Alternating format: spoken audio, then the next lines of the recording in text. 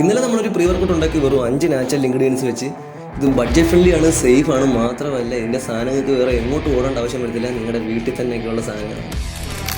ഇത് എല്ലാ branded pre വർക്കൗട്ട്സിൻ്റെ 80 തൊട്ട് 90% വരെ എഫക്റ്റ് നമ്മുടെ ബോഡിക്ക് കിട്ടും. ജിമ്മിലൊക്കെ നല്ല രീതിയിൽ നമുക്ക് പെർഫോമൻസ് ചെയ്യാൻ പറ്റും. ഇത് വളരെ സിമ്പിളായിട്ട് ഉണ്ടാക്കുക. എങ്ങനെ ഉണ്ടാക്കാമെന്ന് ഞാൻ പറഞ്ഞുതരാം. അതിന് മുമ്പേ നമ്മുടെ പേര് ഒന്ന് സബ്സ്ക്രൈബ് ചെയ്യുക, വീഡിയോക്ക് ലൈക്ക് അടിക്കുക.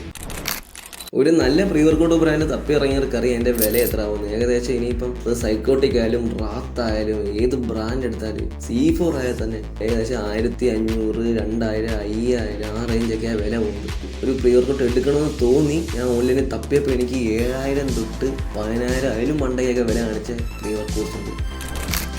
അതൊക്കെ അവിടെ നിൽക്കട്ടെ. ഇനി നമുക്ക് എങ്ങനെ നമ്മുടെ പ്രീ വർക്കൗട്ട് ഉണ്ടാക്കണമെന്ന് ഞാൻ പറഞ്ഞുതരാം. നിങ്ങൾക്ക് മനസ്സിലാകാൻ വേണ്ടി ജസ്റ്റ് ഒരു കാര്യം പറഞ്ഞുതരാം. ഇപ്പോൾ പറഞ്ഞ ഏത് ബ്രാൻഡ് എടുത്താലും ഇതിനകത്ത് കോമൺ ആയിട്ട് 2 തരത്തിലുള്ള ഇൻഗ്രീഡിയൻസ് ഉണ്ട്. ഒന്ന് കോമൺ ഇൻഗ്രീഡിയൻസും, 2 അഡീഷണൽ ഇൻഗ്രീഡിയൻസും.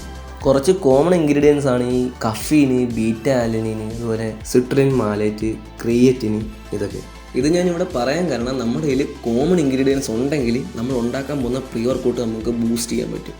ഇല്ലെങ്കിലും കുഴപ്പമില്ല, ജസ്റ്റ് ഓപ്ഷനിലായിട്ട് ഞാൻ പറഞ്ഞതേ ഉള്ളൂ, ഉള്ളവർക്ക് ഉപയോഗിക്കാം. പിന്നെ additional ingredients tyrosine, nitrate, alpha GPC, അതുപോലെ കുറച്ച് സാധനങ്ങൾ.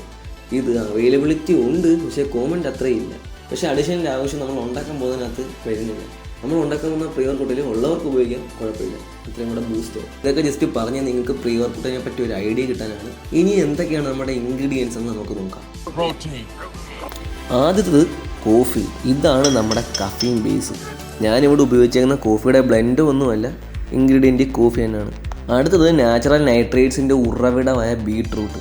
ഈ നമ്മുടെ ബ്ലഡ് ഫ്ലോ കൂട്ടും, ഓക്സിജൻ മസിൽസിലേക്ക് എത്തിക്കുകയും ചെയ്യും. അടുത്തത് ഇഞ്ചി. റിക്കവറിയും പെർഫോമൻസും ഒക്കെ ബൂസ്റ്റ് ആക്കും. അടുത്തത് മസിൽസിൽ ഓക്സിഡേറ്റീവ് സ്ട്രെസ് കുറയ്ക്കാൻ നാരങ്ങ. ഒരു ക്വിക്ക് എനർജിക്ക് വേണ്ടി ഞാനിവിടെ 1 ടീസ്പൂൺ ഹണിയാണ് ഉപയോഗിക്കാൻ ഉദ്ദേശിച്ചത്, പക്ഷേ അത് നിറച്ച് ഉറുമ്പ് കയറി, അതുകൊണ്ട് ഞാനൊരു പച്ചച്ചിങ്ങി ഇവിടെ എടുക്കും. അടുത്തത് ഇലക്ട്രോലൈറ്റ്സ് റീസ്റ്റോർ ആക്കാൻ ഇച്ചിരി ഉപ്പ്. ഇനി നമുക്ക് തേങ്ങാവെള്ളം എടുക്കാം. നാച്ചുറൽ ഇലക്ട്രോലൈറ്റ്സിൻ്റെ സോഴ്സാണ്. രാവിലെ വീട്ടിൽ ചമ്മന്തിയൊക്കെ അരയ്ക്കാൻ നേരത്ത് തൂക്കിയാൽ മതി, ഇല്ലാത്തവർക്കും കുഴപ്പമില്ല, പച്ചവെള്ളം ഉപയോഗിക്കാം. ഇനി പ്രിപ്പറേഷൻ പറഞ്ഞു തരാം, പക്ഷേ അതിന് മുമ്പ് നിങ്ങൾ ശ്രദ്ധിക്കേണ്ട ഒരു കാര്യമുണ്ട്.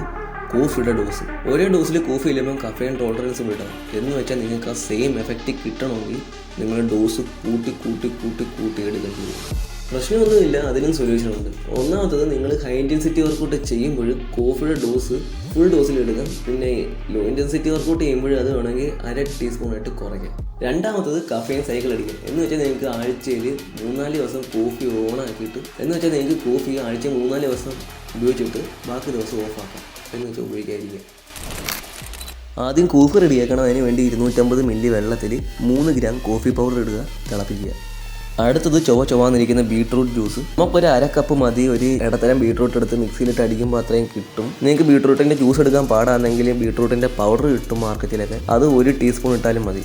അടുത്തത് 1 ടേബിൾ സ്പൂൺ ഇഞ്ചി നീര്. ബീട്രൂട്ട് ജ്യൂസ് എടുത്തതിൻ്റെ കൂട്ടാൻ ഇത് നമുക്ക് എടുക്കാം. ഇതിൻ്റെയും പൗഡർ മാർക്കറ്റിൽ കിട്ടും, അത് ഉപയോഗിക്കാം. അതൊരു 1/2 ടീസ്പൂൺ എടുത്താലും മതി. അടുത്തത് തേങ്ങാ വെള്ളം. ഇതൊരു 1/2 കപ്പ് മതി. ഞാൻ ഒരു മണ്ടത്തരത്തിൽ 1 കപ്പ് ഒഴിച്ചു പോയി. ഇല്ലാത്തത് കുഴപ്പമില്ല, 1/2 കപ്പ് വെള്ളം ഒഴിച്ചാലും മതി. പിന്നെ 1 നുള്ളി ഉപ്പിട്ടാൽ മതി, ഒരുപാടൊന്നും വാരിയിടണ്ട.